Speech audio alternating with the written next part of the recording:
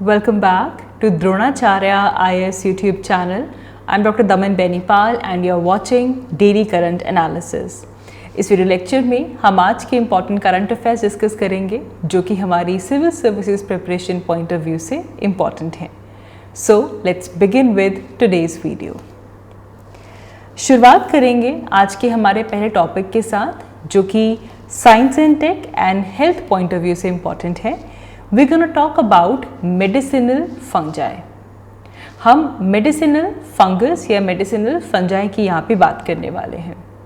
ये topic important है क्योंकि recently एक analytical study आई है. The study has been done related to the medicinal fungi and ये जो study है ये Institute of Mathematical Sciences Chennai में की गई है.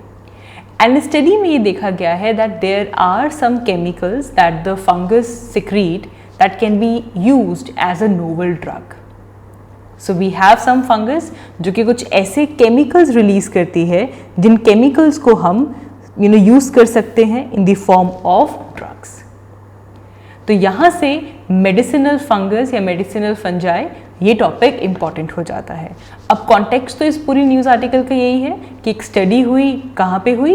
Institute of Mathematical Research Sciences Chennai. क्या पता चला हमें कि there are some chemicals that the fungus secrete that can be used as the novel drugs. ठीक है, अब इसी को थोड़ा और इलैबोरेट करते हैं. Let's learn more about the medicinal fungi.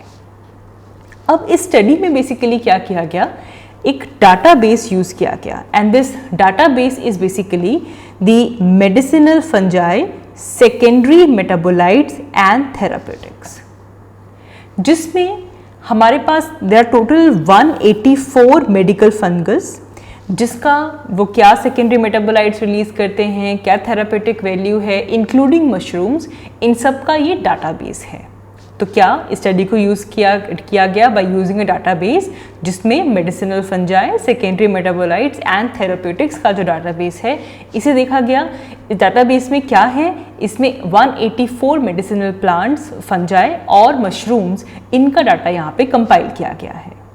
ठीक है, अब जब हम मेडिसिनल फंजाई की बात करते हैं तो यहाँ से एक बायोलॉजी का क्वेश्चन हम एक्सपेक्ट कर सकते हैं. तो कुछ बायोलॉजी के बेसिक्स क्लियर करेंगे हम यहाँ पे. मेडिसिनल फंजाई के दो टेक्सोनॉमिक डिविजन्स हैं. There are 2 taxonomic divisions of the fungi. अब टेक्सोनॉमी बेसिकली हमारे पास it is concern with the classification of the things. जब किसी भी चीज़ की क्लासिफिकेशन की जाती है, ऑर्गेनिजम्स की जब क्लासिफिकेशन की जाती है, उसके लिए हम टर्म यूज़ करते हैं टेक्सोनॉमी. तो वही चीज़ हम यहाँ पे कह रहे हैं कि जो हमारी मेडिसिनल फंजाई है इसे हम दो मेन डिविजन्स में क्लासिफाई कर सकते हैं. The first category is Basidiomycota and the second one is Ascomycota. अब यहाँ पे आप अगर थोड़ी सी बायो पढ़ेंगे तो यहाँ पे जो माइकोटा है, mycota usually refer to the fungus. तो एक डिवीजन यहाँ पे आ गई है basidiomycota and the other one is ascomycota. ठीक है, ये दो टेक्सोनॉमिकल डिवीजन्स हैं मेडिसिनल फंजाई की, जिसमें अगर हम स्पेसिफिकली मशरूम्स की बात करें तो mushrooms they belong to the division of Basidiomycota. ये इस डिवीजन को बिलोंग करता है. ठीक है, जैसे कि जो मशरूम हम कंज्यूम करते हैं, the button mushroom that we consume, अगर हम उसका साइंटिफिक नेम देखें तो that is Agaricus bisporus and इसे हम कंज्यूम कर सकते हैं. This is the Basidiomycota division. तो फंगस जो है it belongs to Ascomycota division. ऐसी फंगस जो कि एस्कोमाइकोटा डिवीजन में बिलोंग करते हैं उन्हें आप they are not mushrooms, they are not mushrooms. Mushrooms के लिए हमारे पास अलग डिवीजन आ गई विच इज़ बेसिडायोमाइकोटा. जो बाकी फंगस है जो कि एस्कोमाइकोटा डिवीजन को बिलोंग करती है, they are not mushrooms. Simple चीज़ याद रखेंगे. ओके, मशरूम्स किस टेक्सोनॉमी को बिलोंग कर रहे हैं? बेसिडायोमाइकोटा. और बाकी की जो फंगस है जो कि मेडिसिनल फंगस है वो किसको बिलोंग कर रहे हैं? Ascomycota. Ascomycota fungus are not mushrooms. ठीक है, इनमें भी हमारे पास कुछ फेमस जो फंगसेस हमें देखने के लिए मिलती हैं जो कि स्पेशली चाइनीज़ मेडिसिन में जिनको यूज़ किया जाता है, that is Isaria cicadae and Shiraia bambusicola. आपने ये बिल्कुल याद नहीं रखना. ठीक है, you just need to understand the gist of it कि एक थोड़ा सा कि मायोकोटा फैमिली फंगस है, इसके 2 डिविजन्स हैं, बेसिडायोमाइकोटा एंड एस्कोमाइकोटा। ये चीज़ें याद रखेंगे, नॉट दिस कि इनमें से कौन सी स्पीशीज सबसे ज़्यादा यूज़ की जाती है। Just go through with this once, ताकि हमें एक पिक्चर मेमोरी बनी रहे कि इन फंगस का मेडिसिन के अंदर इस्तेमाल है। अब ये जो सिग्निफिकेंस क्या है इस रिसर्च की, अब इस रिसर्च ने हमें कहा कि हमारे पास कुछ ऐसे केमिकल्स हैं जो कि ये फंगस सिक्रीट करते हैं, जिन्हें नोवल ड्रग्स के तौर पे यूज़ किया जा सकता है। तो therefore if you look at the significance of it, जो सेकेंडरी मेटाबोलाइट्स क्या है, secondary metabolites whenever fungus when they are stressed they produce some chemical compounds. The fungus when they are stressed, कोई stress है उनके ऊपर, चाहे वो environmental हो, टेम्परेचर हो, any kind of stress if they are facing, at that point of time they release some chemical compounds जिन्हें कहा जाता है secondary metabolites. They are not strictly essential, क्योंकि वो स्ट्रेस के दौरान इसे रिलीज करते हैं, देयरफॉर इनको सेकेंडरी कहा जा रहा है। जो वो अपने नॉर्मल फंक्शनिंग में रिलीज करेंगे वो तो प्राइमरी मेटाबोलाइट्स होंगे, लेकिन ये वो केमिकल कंपाउंड्स हैं जो कि फंगस जब स्ट्रेस में होती है तब रिलीज करती है, and therefore they are not strictly essential, and that is why we are using the term secondary metabolites. अब देखो, स्ट्रेस, कोई भी इन्वायरमेंटल स्ट्रेस हो सकता है, उस दौरान अगर फंगस कुछ सिक्रीट कर रही है तो basically this enhances the ability of the fungus to survive that particular stress, and इसे लेकर हमारे पास सेकेंडरी मेटाबोलाइट्स की रिसर्च सामने आती है। अब ये जो वर्क है, this has been preprint survey में इसको पब्लिश किया गया है, विच इज़ BioR-XIV। यहाँ पे जो एक बड़ी चीज़ निकल के आई है जो कि आप याद रखेंगे, ये प्रीलिम्स पॉइंट ऑफ व्यू से इंपॉर्टेंट फैक्ट है। We have a secondary metabolite जिसे एक फंगस की स्पीशी प्रोड्यूस करती है, and the name of the species of fungus is Cordyceps. ठीक है, फंगस क्या है, कौन सी फंगस है, कॉर्डिसेप्स। कॉर्डिसेप्स जो सेकेंडरी मेटाबोलाइट प्रोड्यूस करती है उसे हम कहेंगे कॉर्डिसेपिन। कॉर्डिसेप्स जो सेकेंडरी मेटाबोलाइट प्रोड्यूस करती है दैट इज कॉर्डिसेपिन, एंड इस स्टडी में ये दिखता है कि ये कॉर्डिसेप्स जो कॉर्डिसेपिन प्रोड्यूस करती है as a secondary metabolite, it has anti tumour properties. It has anti tumour properties. ठीक है, अब आपके मन में आएगा कि यार इतनी की ज़रूरत तो नहीं होती, हम क्यों पढ़ रहे हैं ये, हमें क्या मतलब है कि कौन सी फंगस है, उसका कौन सा सेकेंडरी मेटाबोलाइट है। सी, इट इज़ इम्पॉर्टेंट। हम ज़्यादा दूर नहीं जाएंगे, हम लास्ट ईयर का पेपर यहाँ पे डिस्कस करेंगे। 2022 में ये क्वेश्चन आया हुआ है। क्वेश्चन है, with reference to Gucchi which is sometimes mentioned in the news, consider the following statements। ठीक है, क्या स्टेटमेंट है? पहला, it is a fungus. Second, it grows in some Himalayan forest area. Third, it is commercially cultivated in Himalayan foothills of northeast India. अब ये last year news में था, तो ये लास्ट ईयर का करंट अफेयर है। अब अगर आप देखें, मतलब मैं आपको इसका अगर आंसर बताऊं तो yes, Gucchi is a fungus. ये फंगस थी जो कि न्यूज़ में थी, and it grows in the Himalayan forest areas. Both of these statements were correct. सिर्फ ये जो हम कह रहे हैं कि नॉर्थ ईस्ट इंडिया में कमर्शियली कल्टीवेट होती थी, ये स्टेटमेंट गलत थी। But let's not go into that, understand the importance of the topic that we talking about. अब क्या ऐसा हो सकता है कि इस गुच्ची की बजाय आपके पास लिखा हुआ आ सके कॉर्डिसेपिन या फिर कॉर्डिसेप्स, इसे रिप्लेस कर दो या फिर कॉर्डिसेपिन्स के साथ? आ सकता है कि नहीं आ सकता? अगर वो गुच्ची जो कि एक फंगस न्यूज़ में थी उसके बारे में क्वेश्चन पूछ सकता है, तो यहाँ से भी क्वेश्चन आ सकता है। तो चीज़ों को बिल्कुल सिंपल रखेंगे। अच्छा, और एग्जाम्पल देख लो, 2018 की एग्जाम्पल देख लो। क्या क्वेश्चन है? Why is a plant called as Prosopis juliflora often mentioned in the news? ये 2018 का क्वेश्चन है। Again this particular plant species was in news. अब बात समझ में आ रही है? इसीलिए अब देखो, हमारे लिए तो हेडिंग्स क्या बनी हुई हैं कि एक मेडिसिनल फंजाई है जो कि जिससे केमिकल्स को आप यूज़ कर सकते हैं ड्रग के लिए। ये बात हम याद रख सकते हैं कि भाई फंगस अंडर स्ट्रेस कुछ कंपाउंड्स रिलीज़ करती है, सेकेंडरी कंपाउंड्स रिलीज़ करती है जिनको कुछ बीमारियों के लिए यूज़ किया जा सकता है। अब उसके अलावा तो और हमने सिर्फ एक्स्ट्रा नॉलेज ली है कि भाई इस मेडिसिनल फंजाई को हम 2 ब्रांचेस में डिवाइड कर सकते हैं ताकि हमारा जो बायोलॉजी वाला पार्ट है वो क्लियर हो जाए।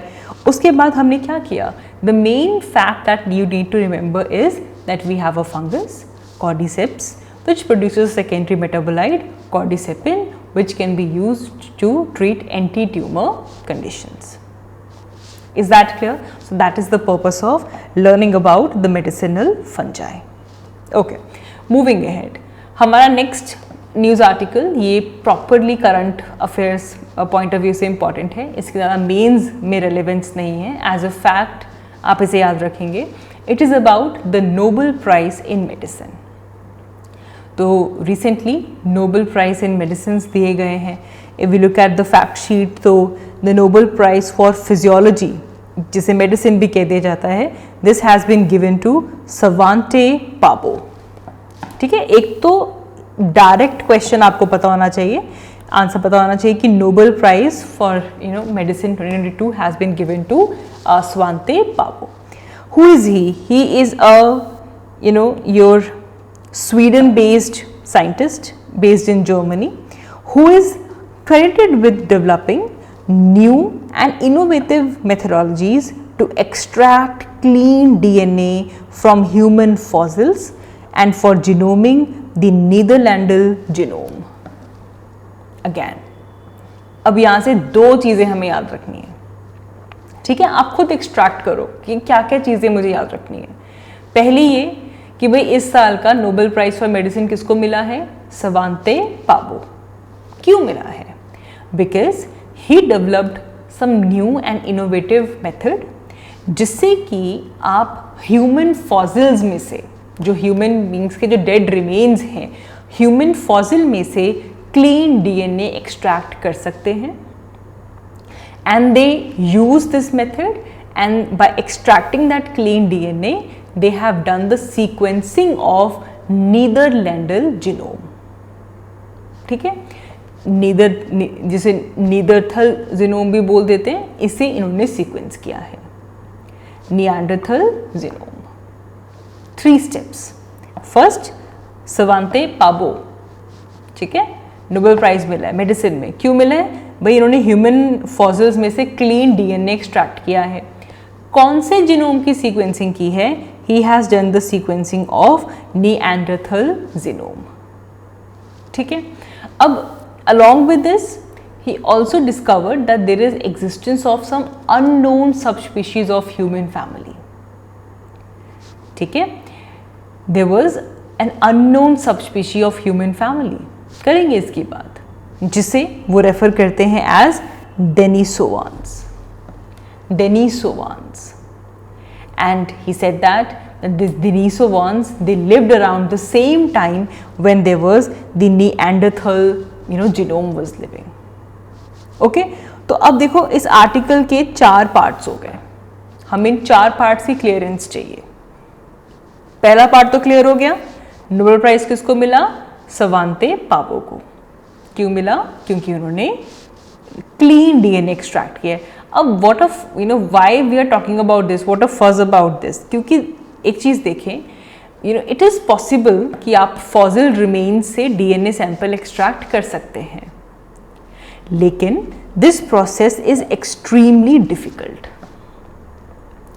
बिकॉज जब डीएनए कलेक्शन के लिए जाते हैं तो उस प्रोसेस में बहुत सारी कॉम्प्लिकेशंस आ जाती हैं। ठीक है, एंड इसी डिफरेंट टेक्निक्स को एम्प्लॉय किया जाता है। इवन राखी घड़ी की जब एक्सकेवेशन हुई थी, जो कि हरियाणा में हमारी हरप्पन साइट है, इस हरप्पन साइट पे जब एक्सकेवेशन हुई तो डिफरेंट टेक्निक्स यूज़ करके यहाँ पे भी इंडियन रीजन में कौन कौन सी इंडियन एंशिएंट पॉपुलेशंस थी उनको फाइंड आउट किया गया बाय कलेक्टिंग द डीएनए। तो डीएनए कलेक्ट करके हम ये डिफरेंट स्टडीज़ करते हैं। ठीक है, तो भाई क्योंकि ये कॉम्प्लेक्स प्रोसीजर है, उन्होंने एक अच्छा मेथड डेवलप कर लिया जिससे कि आप क्लीन डीएनए फॉसिल से निकाल सकते हैं। So that is why he has been awarded the Nobel Prize. right? Now if we talk about the significance of this discovery, so earlier the scientists, they were studying the genomes of the current human beings and they were extrapolating the information into the past through a method which is called as deduction. तो इससे पहले हमारे पास deduction method जो है उसे follow किया जाता था. तो this is what we need to focus more on. So जो डिडक्शन मेथड यहाँ पे फॉलो की जाती थी, सो इसके अंदर क्या किया जाता था कि बहुत ही इनडायरेक्ट तरीके से जो अनसर्टेनिटीज़ हैं उनको इन्वॉल्व करते हुए एक कंक्लूजन में पहुँच जाता था. एंड कुछ एलिमिनेशन मेथड के साथ डिडक्शन को यूज़ करके हम एक्सप्लोर करते थे कि किस तरह की इन्फॉर्मेशन है एंड वहाँ से जीनोम्स को स्टडी किया जाता था. लेकिन ये जो न्यू डिस्कवरी की गई है इसके अंदर ये जो डिडक्शंस का जो प्रोसेस है इसे एलिमिनेट कर दिया गया. एंड अभी जो न्यू स्टडी है it is directly based on the observations. Direct observations के ऊपर ये स्टडी बेस्ड है. लाइक फॉर एग्जाम्पल हमारे पास किस तरह की पर्टिकुलर स्कल बोन हमें मिली है. This a particular skull bone which is called as petrous. Petrous जो है देखा गया है कि जो पेट्रस स्कल बोन है it preserves the DNA much more better than rest of our body. तो ये हमारी जो टेम्पोरल बोन होती है जो हमारे इनर ईयर के पास में होती है, that bone is called as petrous. याद रखेंगे, थोड़ा सा ह्यूमन एनाटॉमी पर्सपेक्टिव से टॉपिक इंपॉर्टेंट हो जाता है. हमारा इनर ईयर के पास आपको जो बोन मिलती है दैट इज़ पेट्रस. इसका मेन फंक्शन यही होता है कि ये आपके इनर ईयर को प्रोटेक्ट करके रखती है. तो हमारी रेस्ट ऑफ द बॉडी में से जो पेट्रस बोन है इसमें सबसे बेहतर डीएनए प्रिजर्व रहता है. तो ये जो न्यू मेथड आई है इसके अंदर इसी बोन को स्टडी किया जाता है to understand the genome of a particular DNA, right. So इस तरह डायरेक्ट ऑब्जर्वेशन के बेसिस पे अब यहाँ पे स्टडी की जा रही है. सो वी नाउ अंडरस्टैंड कि जो आर्केक जीन सीक्वेंसिंग है that is basically from our extant relatives, और ये हमारी प्रेजेंट डे ह्यूमन फिजियोलॉजी जो है, जो प्रेजेंट डे ह्यूमन है, इन्हें अफेक्ट करती है. The term archaic means very old. तो जब हम ओल्ड फॉसिल फ्यूल्स को स्टडी करते हैं वहाँ से जीन सीक्वेंसेस जो हमें मिल रही हैं वहाँ से प्रेजेंट डे ह्यूमंस के अंदर किस तरह फिजियोलॉजी इन्फ्लुएंस हो रही है दैट वी कैन अंडरस्टैंड.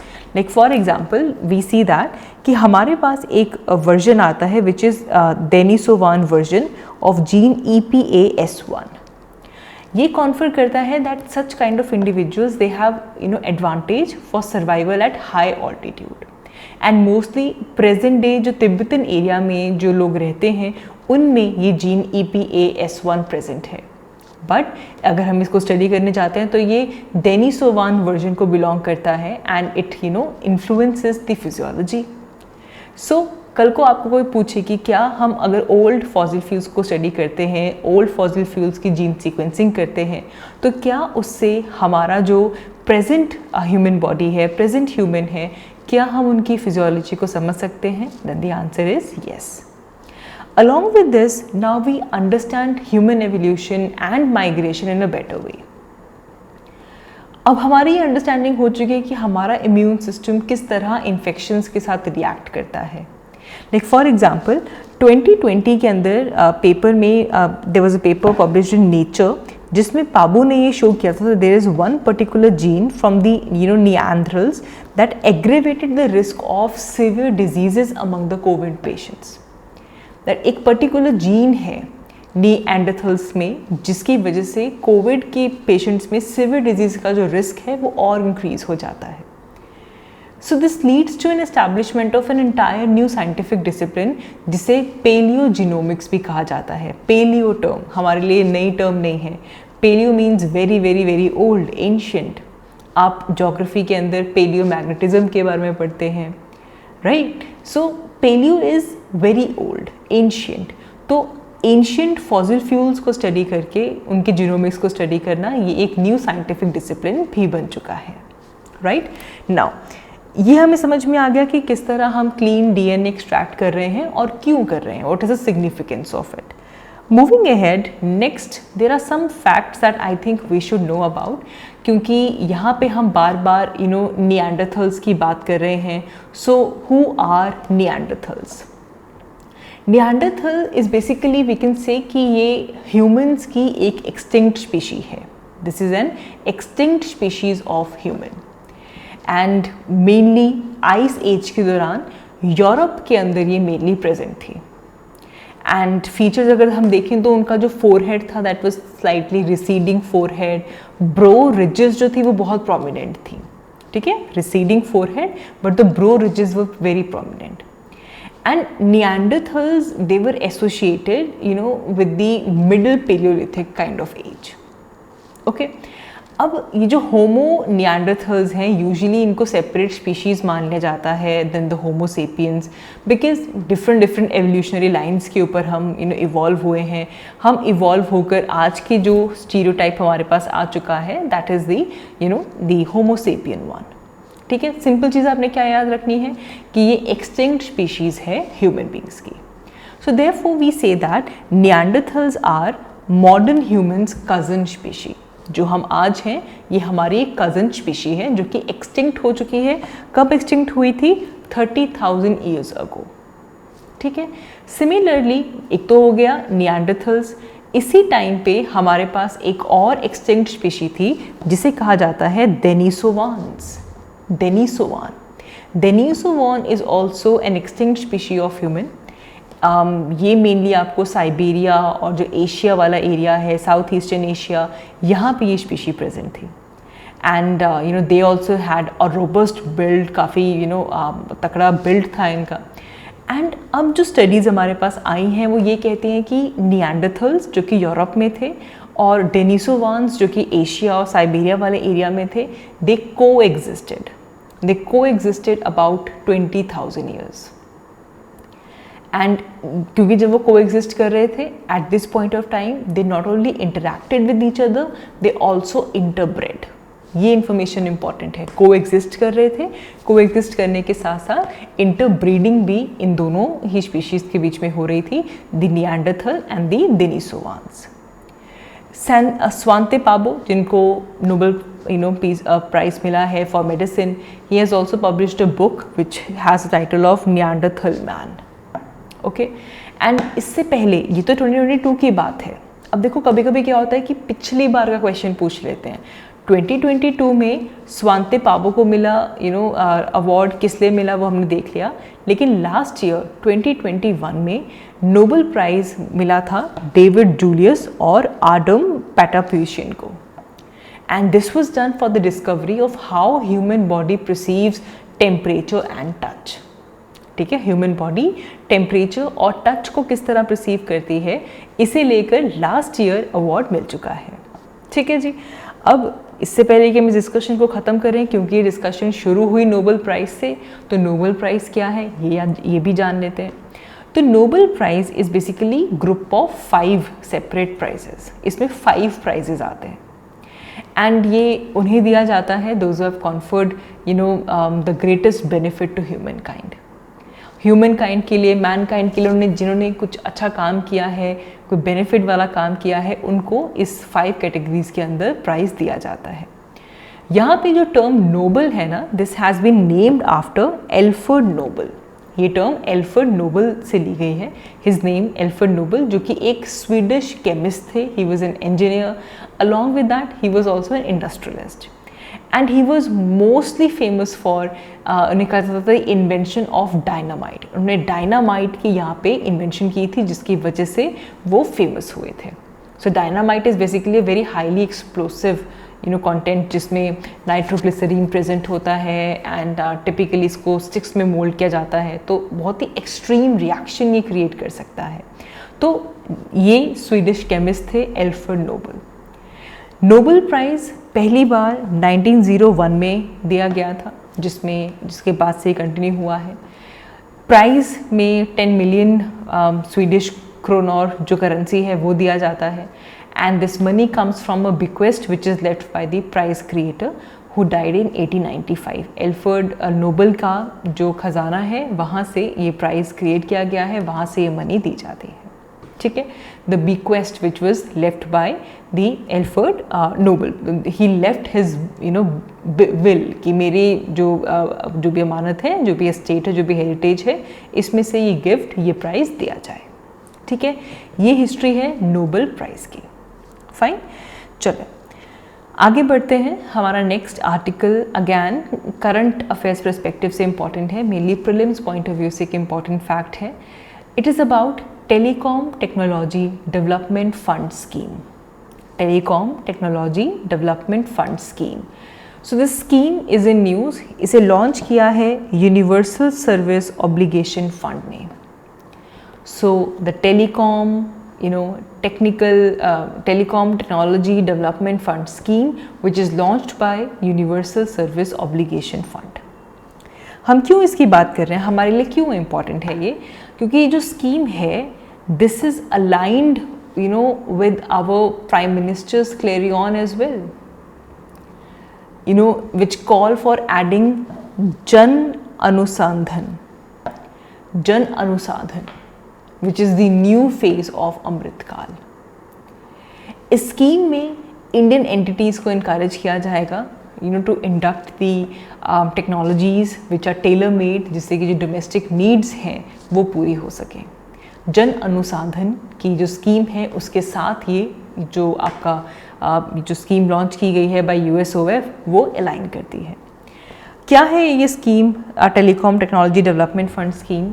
इसमें basically rural specific communication technology को डेवलप करने के लिए रिसर्च और डेवलपमेंट के लिए फ़ंड किया जाएगा। इसमें different academia, startups, research institutes, industries जो कि मिलकर एक इस तरह का टेलीकॉम इकोसिस्टम बनाएं जिसमें रूरल स्पेसिफिक टेक्नोलॉजी के ऊपर ध्यान दिया जाए। इनके बीच में एक सिनर्जी बनाई जाएगी। It will also promote technology ownership, indigenous manufacturing को प्रमोट करेगा। एक कल्चर क्रिएट किया जाएगा जिसमें टेक्नोलॉजी की को इनोवेशन हो। जब इंडिजीनियस टेक्नोलॉजी बनेगी तो इम्पोर्ट्स को रिड्यूस किया जाएगा, फर्दर एक्सपोर्ट को आप बूस्ट कर सकते हैं। You can create intellectual property. It will lead to development of standard, जिसमें जो कंट्री वाइड जो रिक्वायरमेंट है वो वहीं पे पूरी हो रही है। एक पूरा इकोसिस्टम बन रहा है जिसमें रिसर्च हो रही है, डिज़ाइनिंग हो रही है, प्रोटोटाइपिंग बन रही है, you're using cases, pilots, and then ultimately you are developing this whole together a telecom ecosystem that way।